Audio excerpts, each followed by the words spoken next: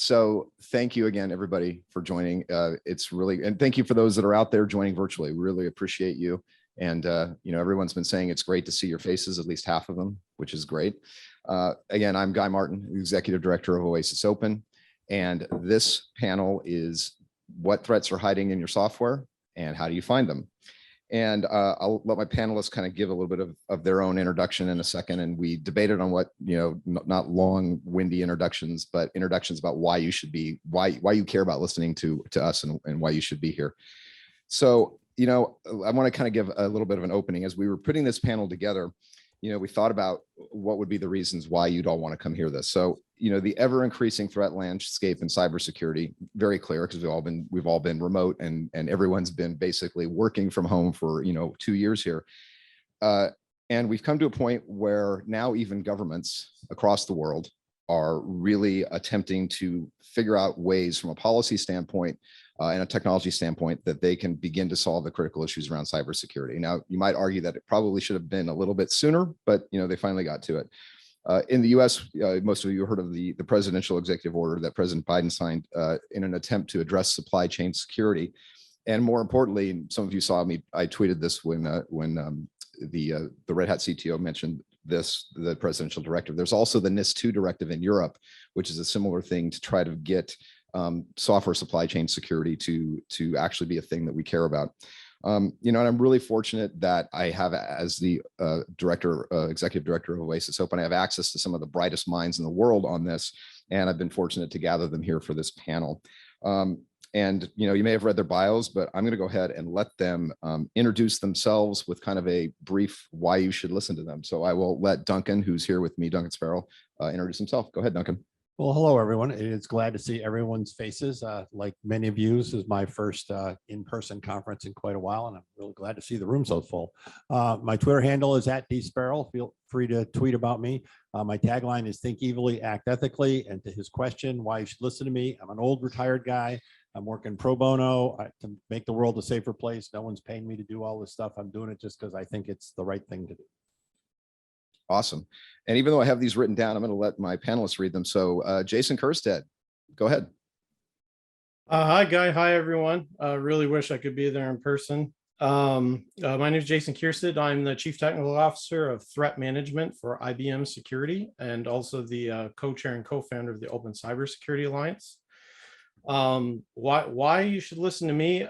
I believe have an interesting perspective on all this because I view software security from multiple different angles all at the same time because I'm responsible for delivering enterprise cybersecurity products to protect our customers. I have to deal with the software vulnerability problem both as a vendor as well as someone trying to protect our clients and as well as one of the major public cloud providers out there as well. So, I kind of have to view all different sides of it at the same time, and I find that very interesting. Awesome, thanks, Jason. Rich Struse. I have no clue why you should listen to me. That's bad, Rich, because yeah, why are you on this panel?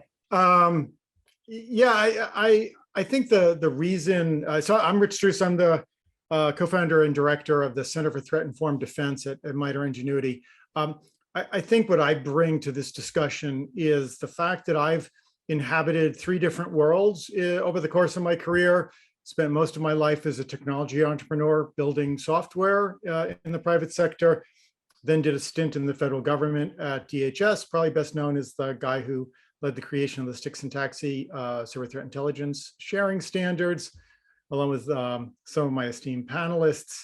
And now I'm in the NGO space, a nonprofit at Mitre and Mitre Engenuity, doing collaborative research and development. So I've seen this in related problems from all 3 perspectives, and there is no one size fits all answer. Cool. And finally, last but not least, Dr. Allan Friedman, go ahead. Allan, I'm a senior advisor and strategist at CISA, Infrastructure Security Agency, and I'm mainly these days is the guy who doesn't shut up about Sbomb, which is sort of a halfway implemented model. And so, in terms of actually thinking about how we get from an idea into practice, we can now sort of look back on what has worked, look forward. And this is also a fun challenge. Sbomb is a particularly fun challenge because it is something that has to address a two-sided market. We've got to get different people to adopt things in a certain sequential order. And of course, we're pivoting now from something that is purely voluntary. The work that we started at NTIA was sort of industry-led and purely voluntary. But the other hat I wear is helping the US government coordinate adoption now with some of the teeth from the executive order.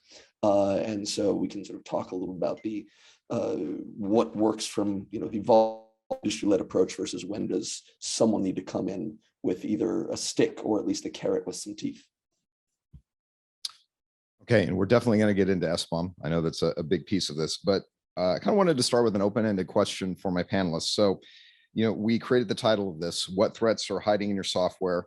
And what do each of you think? Where are those threats? Are they just in the build part of the equation, or runtime and other places? And I'll leave it up to any of you to jump in, but Duncan's itching with his mic here, so we'll let him go first. Thanks. I do think a lot of the root cause of a lot of our issues, okay, are all said and done software quality. When we started designing software back in my early days and computers were the size of buildings, it sort of didn't matter if you had either implementation bugs or design flaws. Sort of evolved to, yeah, it's becoming more and more important in our lives, evolved to now matters to your financial risk. And unfortunately, more recently with the Internet of Things, it now actually matters to your physical safety. So as we have sort of increased the the consequences side to not designing higher quality software, we have not actually increased our processes accordingly. And things like Sbomb are to address that. Things like the work done by CTI, the sticks and taxi that Rich mentioned, and the OCA that Jason's going to talk about are all sort of how to respond to that and react to it. But I think that we have to get more shift left to the root causes of this as well with software quality. Okay, and other panelists, feel free to jump in here because I can't see you in the view, so feel free to jump in. Anybody else that wants to address that?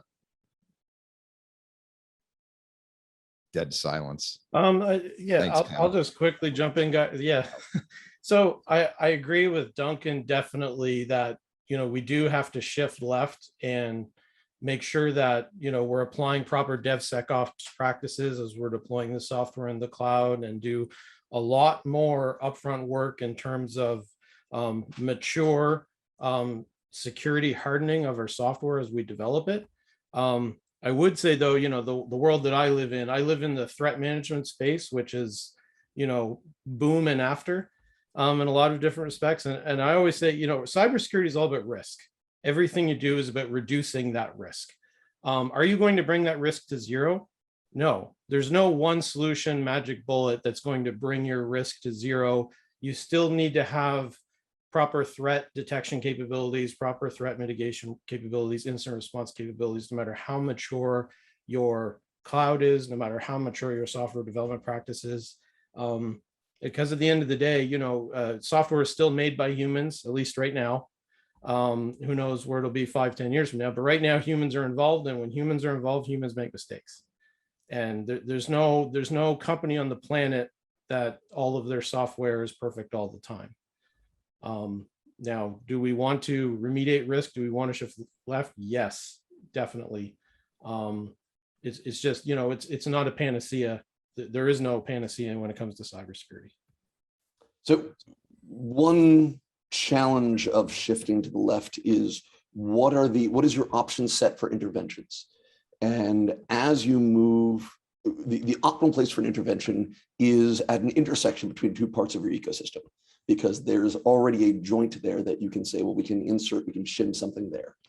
As you shift left, that gets harder, because now you get more and more context specific and technology specific approaches. It's not impossible, but it starts to get to the, well, how are we going to do this? And it's great to say, hey, we should have a cloud native solution for cloud native technology and an embedded solution for embedded technology. But then that gets to be tricky when you try to build these and these standards and these tools into contracting rules or into regulation or compliance models. And compliance, not just from a government compliance perspective, but private sector compliance rule. And so that, I think, is one of the big challenges that I've bumped into, is this trade-off between how specific you're going to be to help unique technologies versus how generalizable you can be to address the broader policy context that we're trying to deal with. Cool. Thanks, And Allan. I was just gonna, I was just I knew you gonna, had a comment on this. so I have 3 points I wanted to make. I don't know if they're related or not. I'd first make an observation that we've, for the last 50 years or so, probably longer, we've been exhorting software developers to do a better job and warning them of the perils. Dijkstra's go-to considered harmful, Ken Thompson's Turing Award paper on trusting trust. Let's just acknowledge that telling programmers they need to do a better job hasn't worked. And unless we're expecting something magical to happen, just doing that is not going to change anything. So we have to find different levers. I'll also point out something that Ed Amoroso has made a point of talking about recently, is just how complexity is our enemy, and the increasingly complex environments we operate in are almost impossible to understand. And if you can't understand them fully, how are you going to secure them? And finally, what threats are hiding in your software? Well, in some cases, it's just the software itself. And that, what I mean by that is, I think we tend to think about, what vulnerabilities or backdoors are hiding in software. But if you look at something, and I'll do my obligatory Mitre attack reference now, get it out early so I get my royalty check. Checks in the mail. If you look at something like Mitre attack, most of the techniques, adversary techniques in Mitre attack, do not rely on an exploitable vulnerability.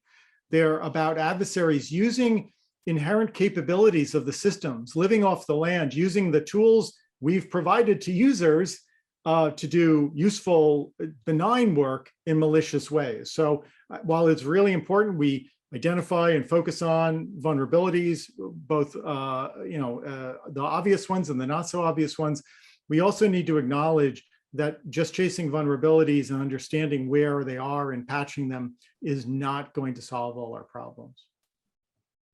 Okay. Yeah, no, those are all great points.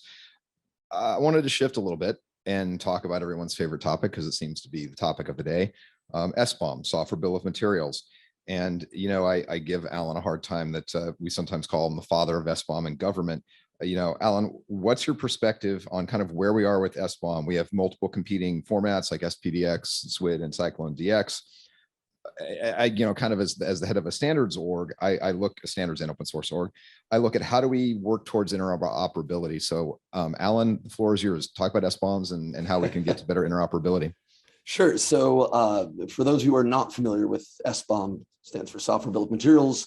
The way I explain it is, you go to the store, you buy a Twinkie, it comes with a list of ingredients. Why don't we expect the same out of the software that is in our critical infrastructure that the U.S. government buys and so on? Now, there are a number of challenges with implementing it. Some of those the community has addressed and some of them don't. The first challenge around Sbomb is that we have a shared vision of what it looks like, right? Transparency really works if we understand what it means. And if we all have a unique way of doing it, then it's not going to work, because my software is in turn used in your software down the line. We're all in the supply chain. Most of us are in the middle. And if you think about it from the end user's perspective, they need to be able to take data from different sources. People run more than one type of software. And so we need to actually make sure that they can take that data, collate it, and build an understanding of the risk. So where are we as a community? We are in the maturing phase. This is no longer completely immature, but I don't think we could characterize it in any way as fully mature. I'll give you an example from the tooling ecosystem, which is there are now a large number of open source and commercial tools that can help you generate an Sbomb. And they're starting to be built out for very specific corners of the ecosystem. There are Go specific ones, and there are C specific ones, and there are medical device specific ones, and there are ICS specific ones. So we're really building out a rich ecosystem on generation. What we don't have at the moment is great tools for consuming a lot of this data at scale. Now, part of that is because we don't have large amounts of Sbomb sitting around, so people haven't built the tools to sort of say, hey, I can take them around. We're going to get there, but that's sort of the gradual process.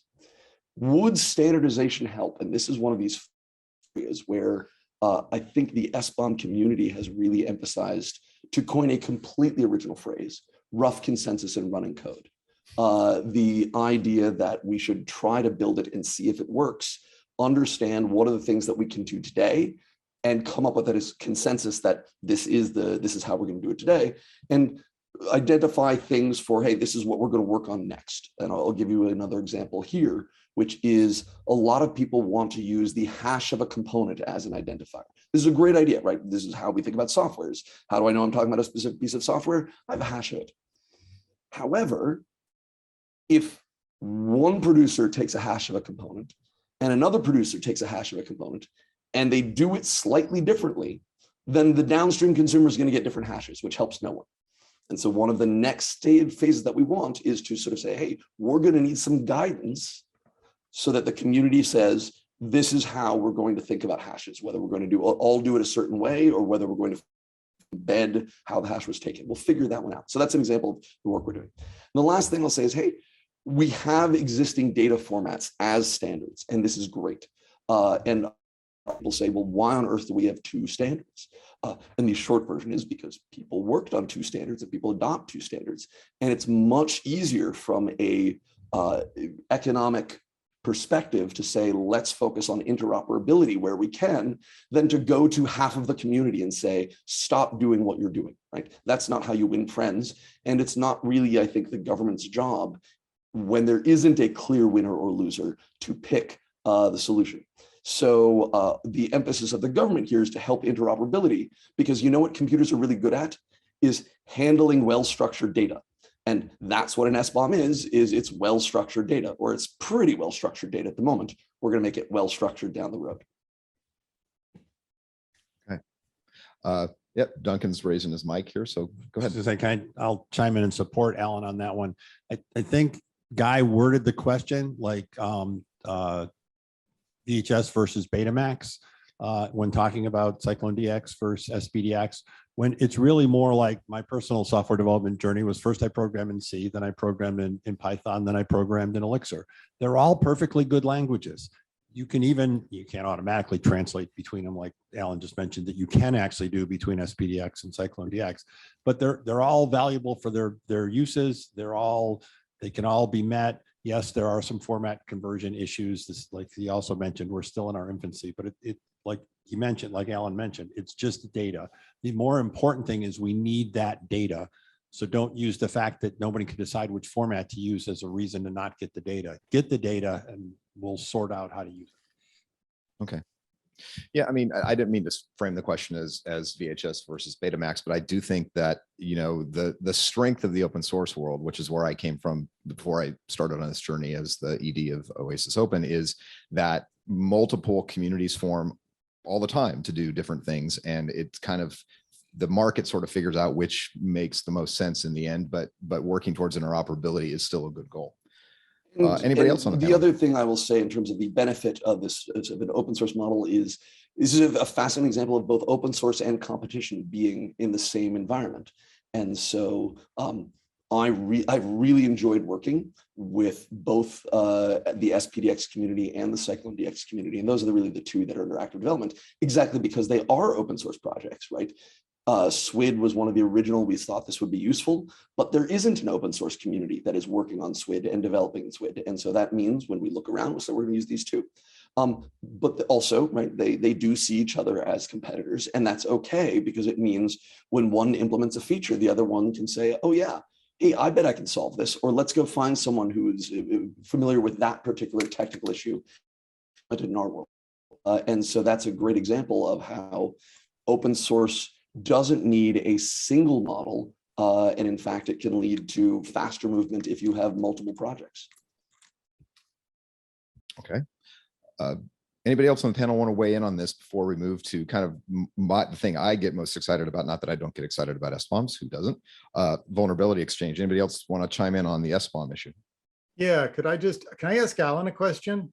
Sure, absolutely. Be my guest. So Allan, food ingredient label. I assume that was the government that originally mandated, the Clean Food and Whatever Act of 19 something.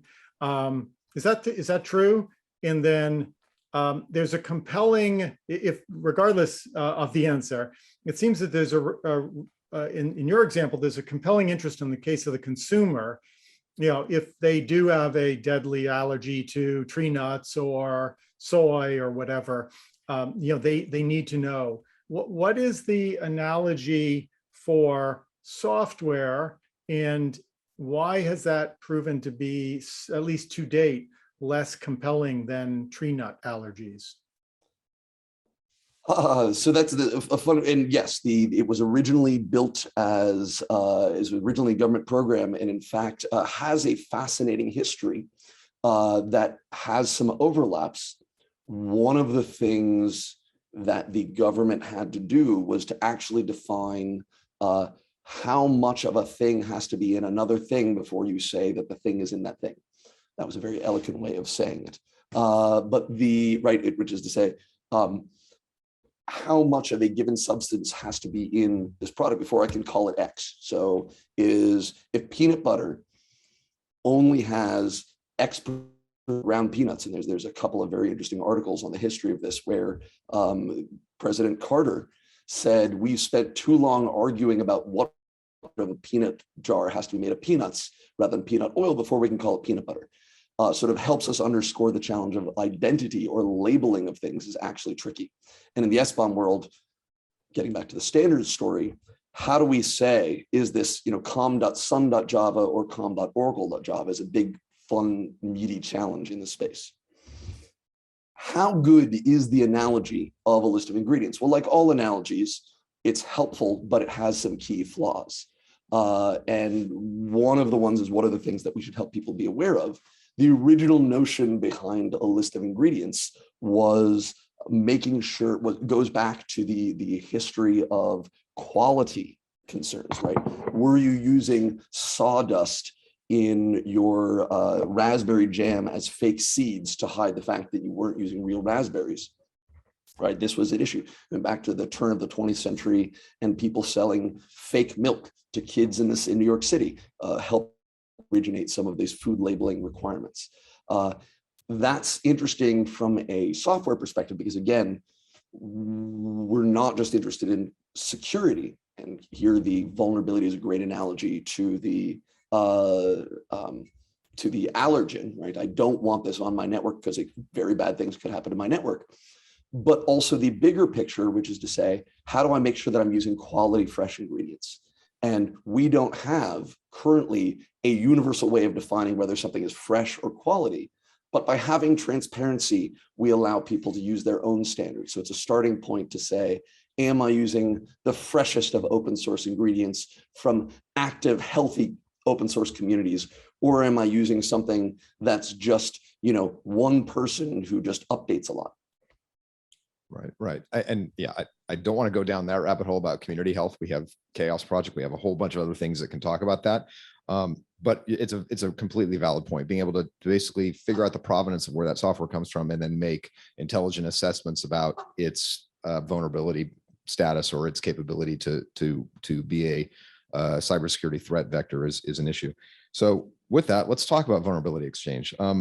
Both the presidential executive order and the NIST II directive provide some significant focus on the sharing of threat data or vulnerability exchange. And I know, Rich, you had a significant role, as did Duncan, in building the sticks and taxi standards here at OASIS Open. So what's your perspective on, my own personal perspective, I'd love to hear yours, is that Sbomb is awesome and no aspersions there, Allan, but without vulnerability exchange, we've identified what's in our software, but we haven't really gotten to the meat of kind of what the issue is, which is sharing that threat data. So Rich, take it away. Yeah, I think I don't mean to be contrarian here. I think it's important that we have technical standards that enable, organizations to share, vulnerability information in whatever form, is going to be actionable for them. But I think we have to be careful not to overstate the importance of that, because we've had technical means for different communities to do that for years. It hasn't been as standardized. It's been more ad hoc in different trust communities. And we still have problems. So I am just leery of us, just like, standardizing cyber threat intelligence sharing with Styx and Taxi, I think it's been a really good thing. Has it made, has it made the work of cyber defenders obsolete? No. Have we solved the problem? No. I mean, we've solved some important technical problems. We've solved some important questions about how to represent certain kinds of information, but it's getting people to actually employ them in their environment that's critically important. And I think I think necessarily in these kinds of fora, we focus on the active creation and, build it and they will come. Well, let's do this. I think we have to also think about, and that was sort of my question to Allan, how do you get people to actually want to use it?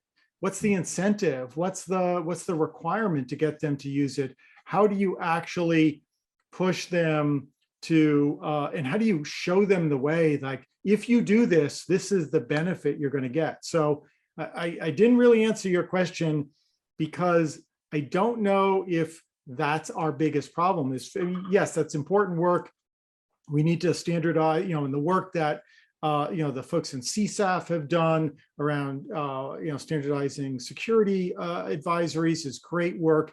Every little bit helps, but unless you have people who see some fundamental value in incorporating this information into their processes and do that on a sustainable and recurring basis, we're not going to move the needle. And I've seen that in threat intelligence.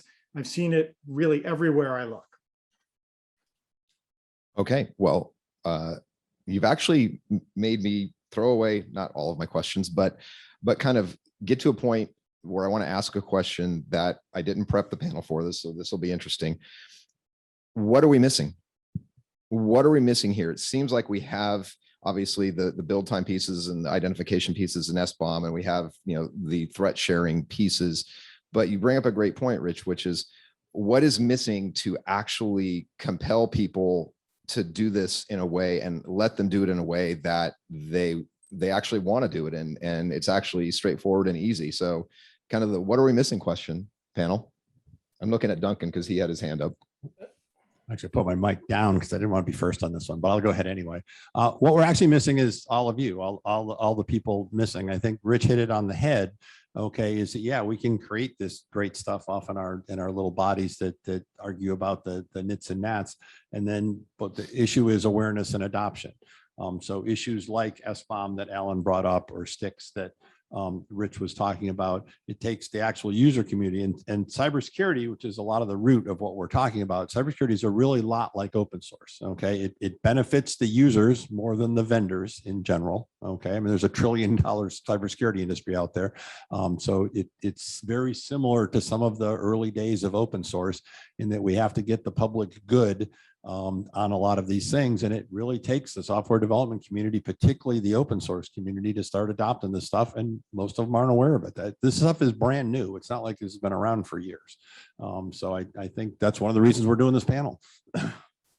Yeah, no, that's great. Anybody else? Yeah, I'd like to chime in on something, Guy, and I might be rewinding a little bit here, but I think it's relevant to your question. I just want to pick up on something you mentioned earlier about, how Sbomb is used to determine your vulnerability exposure and posture, right? So I hesitate to say this is what we're missing because I know this is work in progress, but if you read through one of the, some of the pushback against Sbomb by various different groups is that, when I have an Sbomb, if the consumer of that Sbomb, the end customer, over rotates on the meaning behind the fact that I'm using software component X, then it can create a false sense of either vulnerability or insecurity a very large portion of the time. Because and this is the nuance of, back to the nutrition labeling analogy, this is where things are significantly different in software. Like if me and Duncan are both making peanut butter and we have peanuts in the peanut butter, we're using those peanuts for the same thing to make peanut butter. That's not true in the world of software. Me and Duncan can both have a certain Apache library as part of our code, and I can be calling completely different APIs than Duncan and using that library for very different things, which gives me very different threat exposures, right? So a given vulnerability against a certain library, the ramifications of that depend greatly on what APIs I'm calling, how I'm calling those APIs, et cetera, right? So it does get complex. Now, can we solve for this? Yes, right? But this is one of the things that needs to be unpacked a little bit with the consumption of Sbomb, and what you do with that information is very important. And this is a great segue into some work that's actually happening, which is we have solved for it, or we're in the middle of solving for it, with something that is related to Sbomb but separate, called VEX. And this is my fault for not being able to come up with a better name for this. Vulnerability Exploitability Exchange. The idea that a supplier can communicate downstream. This vulnerability does not a product. You can think of this as a negative security advisory. Now, getting to Rich's point about how we actually make this happen, there were a lot of negative antibodies around for a while. People didn't want to disclose what they're doing. Some of it was just natural, if not healthy, aversion to transparency, right? People don't want to disclose because you would learn that maybe they were using outdated software.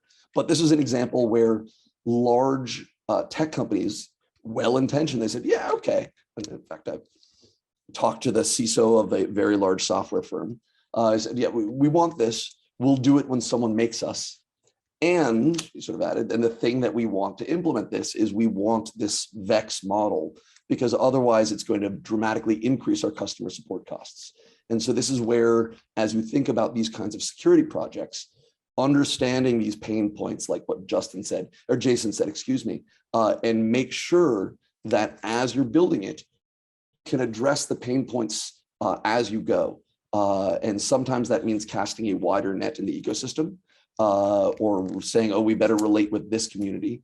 And in this case for VEX, we said, oh, well, what standard can we use so we don't invent a brand new thing?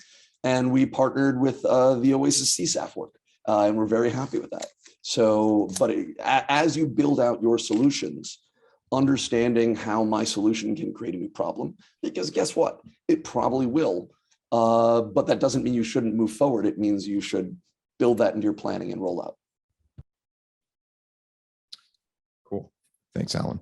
So we have a few minutes left. I actually wanted to leave it to the audience for questions for this panel. If people have questions about this. Anybody? Before I've got a whole other list of questions, but I want to make sure you folks have an opportunity as well. Yes, sir.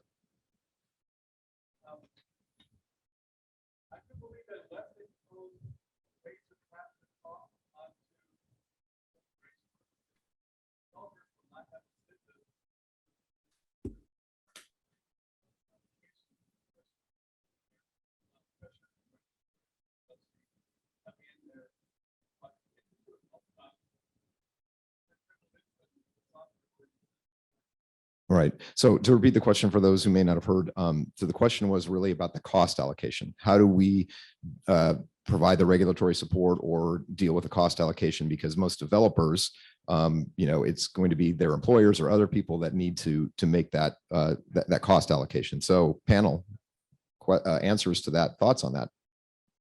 Duncan, go ahead.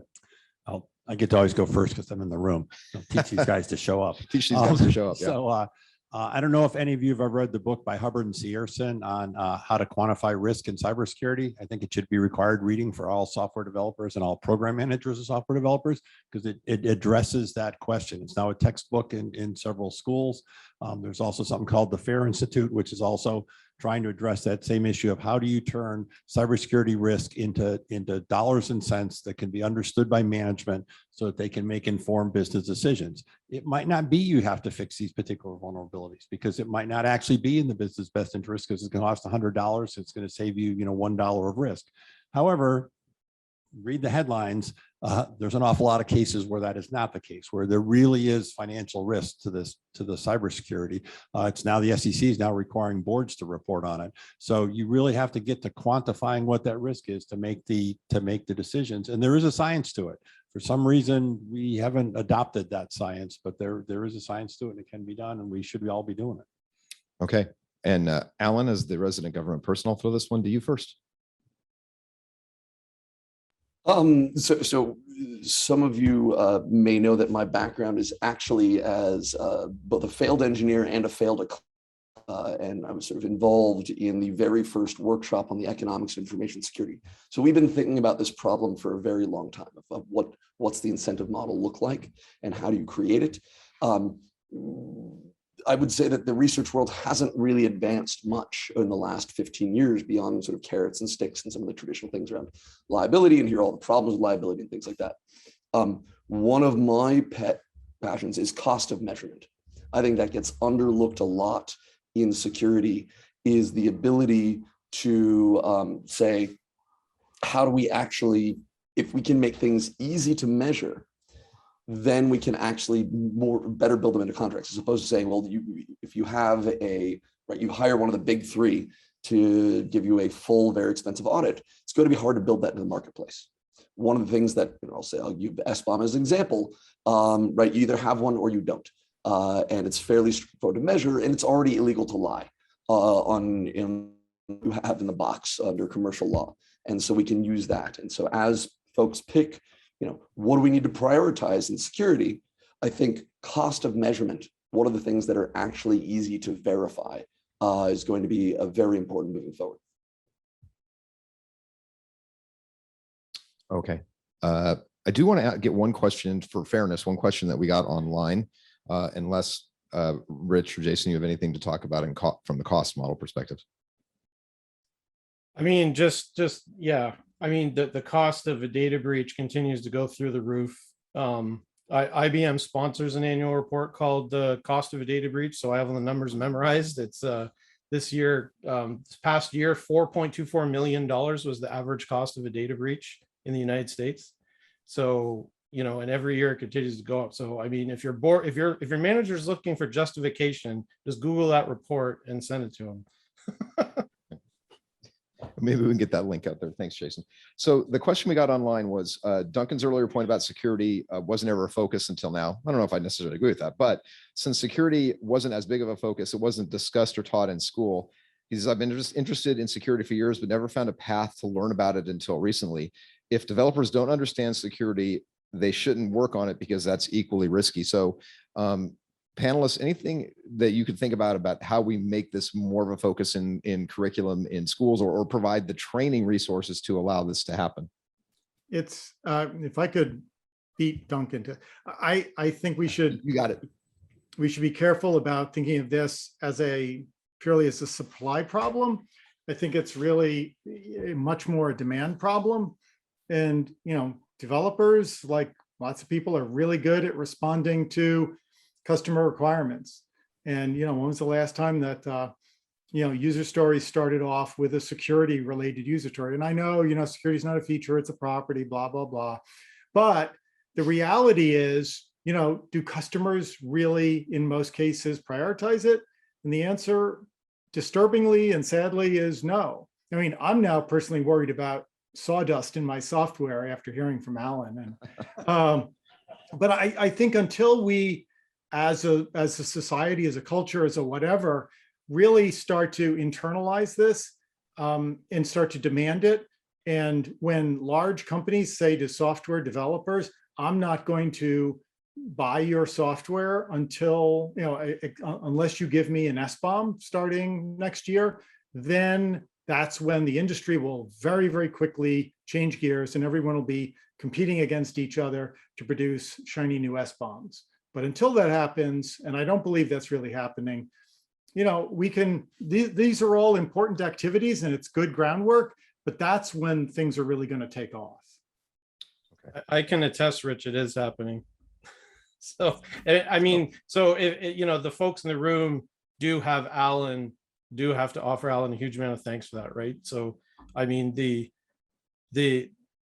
U.S. federal government procurement chain is extremely robust as well. So when the federal government requests from their suppliers that they need Sbomb, that immediately means that all of their suppliers need Sbombs, which means all of their suppliers need Sbombs. And it does start to rapidly cascade. And most major enterprise vendors are already trying to figure this out. So it is good. There is some good news, a little bit of good news in the story. I was going to say, thanks, panelists. You brought me nothing but bad news. I was looking for good news today. Any other final questions in the room? Okay. With that, I think we are wrapped up. Thank you, everybody, for attending. Really appreciate it. Panelists, thank you. Thank you. Allan and Rich and Jason, thanks for coming in virtually. We appreciate you guys.